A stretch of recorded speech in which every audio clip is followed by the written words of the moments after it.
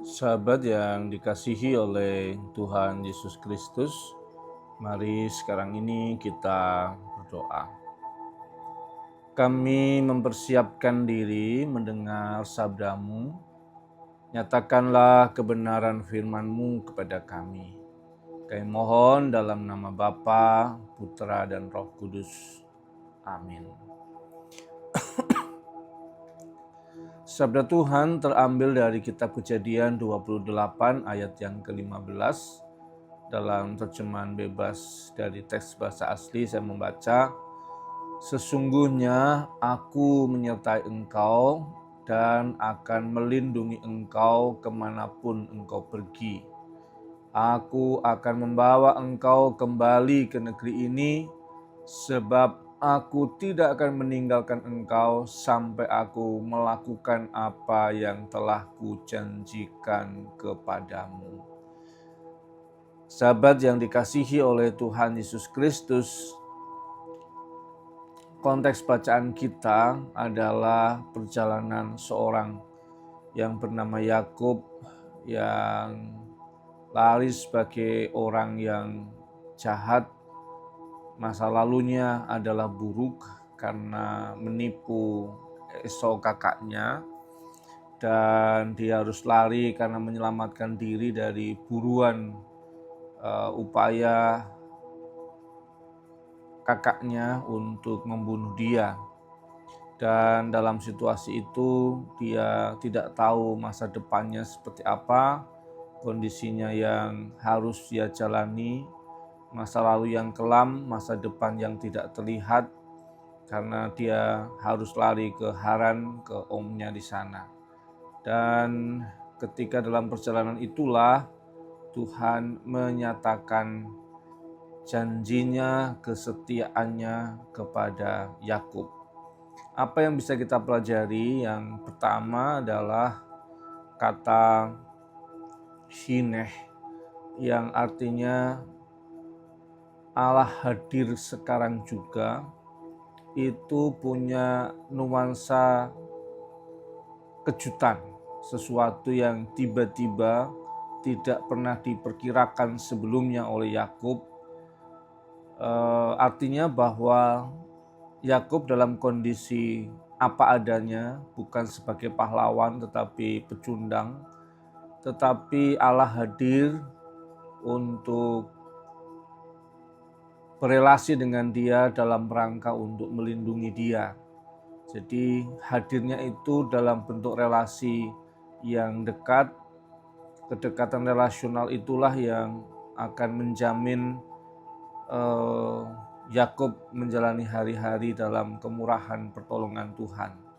Tetapi juga harus diingat bahwa bagian kedua yang perlu kita pelajari, yang disebut dengan pertolongan, perlindungan, kemurahan Allah, tidak dalam bentuk yang tiba-tiba enak segala sesuatunya. Yakub harus berjalan dengan setia, menjaga proses hidupnya menjadi semakin baik dari waktu ke waktu. Allah tidak langsung berkati dengan hasil akhir, tetapi Tuhan menjaga proses bagaimana dia membentuk Yakub menjadi pribadi yang diinginkan oleh Tuhan. Jatuh bangun hidupnya itulah yang kemudian membuat Yakub dibentuk oleh Tuhan. Sehingga penting untuk kita sadari bahwa kalau Allah bersama dengan kita, Allah melindungi kita, Allah memberkati kita, bukan berarti semuanya dalam situasi baik-baik saja. Tidak sama sekali. Allah setia menemani kita, dia terus mendampingi kita, bukan untuk memberi hasil akhir, tetapi menjaga supaya proses kehidupan ini membentuk kita menjadi pribadi yang semakin seturut dengan kehendak Tuhan. Itu bagian kedua. Dan bagian yang ketiga, kita lihat pasti di sini tentang kesetiaan Allah sama sekali tidak bergantung pada kondisi manusia, pantas atau tidak pantas. Ternyata kondisi manusia yang dimaksudkan bukan perilakunya. Maka tidak ada yang pantas menerima kemurahan dan kesetiaan Tuhan. Tetapi manusia itu sendiri tanpa apapun itu yang sudah membuat Tuhan bersedia untuk menunjukkan kesetiaannya kepada kita. Jadi kemanusiaan kita itu cukup untuk kemudian kita menghayati Tuhan bersama-sama dan menolong kita. Tidak bergantung pada kondisi baik tidak baik kehidupan ini, kelakuan dan seterusnya. Tetapi Tuhan mau menemani kita, setia menopang kita supaya kita diproses. Nah, proses itu yang tadi pada bagian yang kedua yang harus kita hayati. Bagian ketiga ini bicara soal kesetiaan Allah.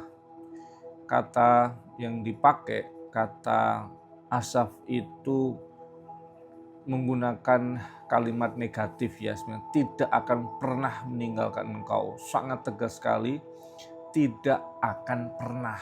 Jadi sama sekali tidak pernah ditinggalkan Tuhan. Jadi Tuhan berjanji menopang kehidupan kita, membentuk kita melewati semua situasi apapun untuk semakin baik dari waktu ke waktu seturut dengan kehendak Tuhan. Dibentuk, digembleng, dipangkas, dipotong, dipadatkan, dibentuk dalam berbagai situasi kehidupan. Semakin kita nggak setuju dengan kehendak Tuhan, semakin proses panjang dan menyakitkan. Tetapi semakin kita setia, semakin mengerti kehendak Tuhan sesuai dengan mau Tuhan, maka proses itu akan lebih cepat, lebih lembut, lebih halus buat kita. Kiranya Tuhan memberkati dan menolong kita menjalani kehidupan ini. Tuhan Yesus memberkati. Mari kita berdoa. Bapa kami yang di surga, dikuduskanlah namamu, datanglah kerajaan-Mu, jadilah kehendak-Mu di bumi seperti di surga.